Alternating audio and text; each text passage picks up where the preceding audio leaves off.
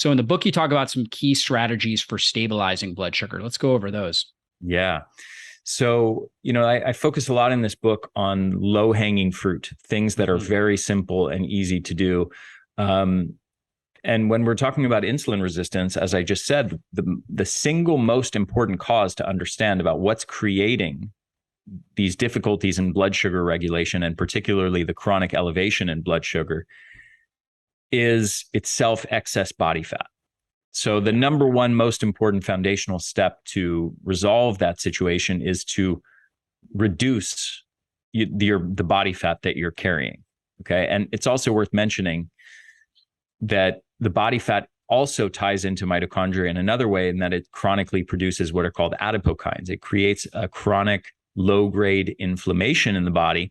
And that chronic elevation in cytokines is also sensed as a danger signal to mitochondria. So both the excess body fat itself and the insulin resistance and chronically elevated blood sugar that results from it are all danger signals to mitochondria that turn down energy production. Now, with that in mind, and just to emphasize the importance of like how big of a factor excess body fat it is in this story, it's been shown in numerous studies that if you take full-blown type 2 diabetics, people who have been type 2 diabetics for years, and you do nothing other than restrict their calorie intake such that they lose a large amount of excess body fat in the span of a few weeks, just that one thing alone can completely cure type 2 diabetes. Just the loss of excess body fat. And you can get these people off their medications that they've been on in many cases for years. Now, the one caveat to that is if you're dealing with type 2 diabetics who have been type 2 diabetics for 3 decades, they might have so much damage to their pancreas, to the beta cells, that you can't get them off medication completely. But in most cases you can, and literally it can be done in a few weeks. You can take somebody who's had diabetes for 10 years and cure their diabetes in a few weeks through nothing other than fat loss.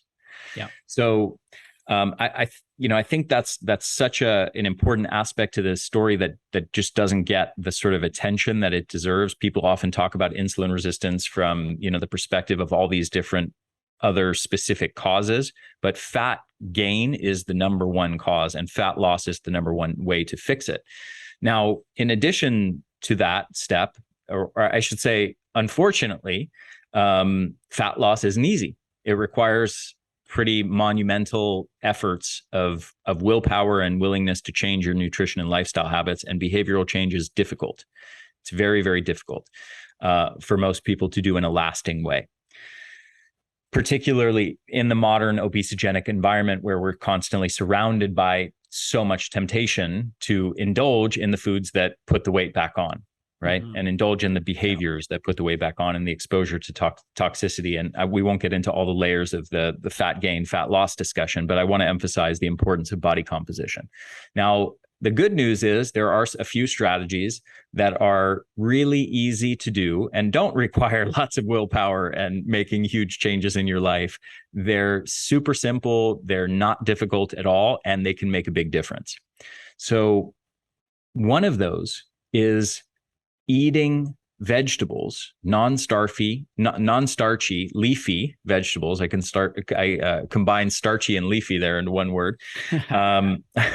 So you eat those first in the meal. Okay.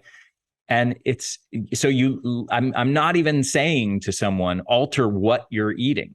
I am assuming that you're eating some non-starchy vegetables in the meal, which hopefully everybody listening to this podcast is eating, sort of according to some basic foundational rules of eating a good diet. But without even altering what is on your plate or the amounts of food on your plate, just the order of the food, the order of how you eat those foods can make a big difference. So eating the non-starchy vegetables by itself, we have research showing that doing that one thing within the span of a couple months can take people from a hemoglobin A1C, which is a marker of insulin resistance, from 8.3% down to about 6.8%, which is almost near the cutoff point for diabetes. So you're almost taking people from diabetic to pre-diabetic just by doing that one thing that requires virtually no effort, right? Yeah, it's really big. And you can also do it with protein as well. And I'm an advocate of protein first, not just for the blood sugar stability, but also for good hydrochloric acid production, because a lot of people are not producing enough stomach acid to begin with, especially as they age. And whatever acid they do produce is going to, just based on gravity, it's going to sit near the bottom of your stomach. So you want to get the food that needs it the most, which is typically going to be your protein dense foods in first. Then I like to do, all your leafy greens and things like that. And then if you're going to do starch, you kind of do that at the end. You do your sweet potato or, rice or whatever it is that you're doing for your starch. Do that at the end. You're going to get the blood sugar stability, but you're also going to get better digestion that way as well. What are your thoughts on that? I think that's a beautiful explanation. And that's the next place I was going with that, is that there's also research on protein showing it can basically do the same thing. So combining that, as you said, we're consuming the vegetables and the protein first in the meal. And I think that's a perfectly logical thing to do. It hasn't been tested in any study, but the way you explained it, I think is perfectly logical. Say we're going to consume the protein and the veggies first. You can say protein first, then veggies, if you want to get real specific about it. And then we're going to consume the rest of what's on our plate. Yeah. But, again, so now you're combining two strategies there, each of which have been shown to profoundly lower levels of blood sugar and insulin resistance. And now if you combine a few other simple things into that, let's say you commit to consuming a couple grams of cinnamon with your meal. Now, this could be consumed by putting it on the foods, potentially, depending on what you're eating. Or you can consume pills, or you can consume, I just put cinnamon on a little bit of water and chug it real quick. That's another thing. You can have herbal tea. There's herbal teas with it too. That's true. I don't know if you're getting quite enough of a dosage, but it'll have at least a little bit of an effect to do it that way. But ideally shooting for around 5-6 grams of cinnamon consumed in a day has a profound effect on lowering blood sugar. And then one other thing that we can add into this is vinegar. Acetic acid from vinegar also ramps up insulin sensitivity and helps pull that glucose into the muscles. It helps with nutrient partitioning to get the glucose where it should go and to prevent it from increasing in the blood to too high of levels. So now you're combining, 4 extremely simple, easy things without even altering your nutrition plan as a whole or how much you're eating or anything like that, but very simple, low-hanging fruit that's low effort, that each of which has been proven to have a profound effect on lowering blood sugar levels and improving insulin sensitivity. Yeah, and the vinegar also is, because of its tartness, it actually activates the vagus nerve, which stimulates the production of hydrochloric acid, bile, pancreatic enzymes.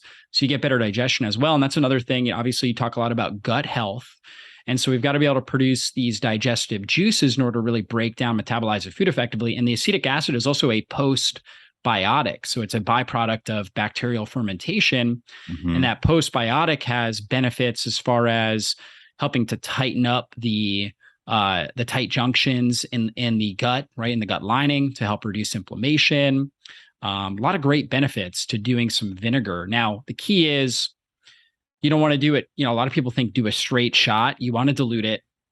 You want to rinse your mouth out afterwards too, so it doesn't actually affect and damage your teeth. But I mean, almost everybody that I have do that notices that they just digest their meal better and they feel better. They have more energy after their meal. Yeah, absolutely. And it can also be combined easily, like not even as a separate thing. It can be often combined with the meal. True. By just putting the vinegar on the veggies that you're consuming. So Salad, if you're making so you're eating the protein and veggies first. You've got the vinegar directly incorporated with the veggies, so you're taking it all in at the same time. It's very easy. It takes really no extra time.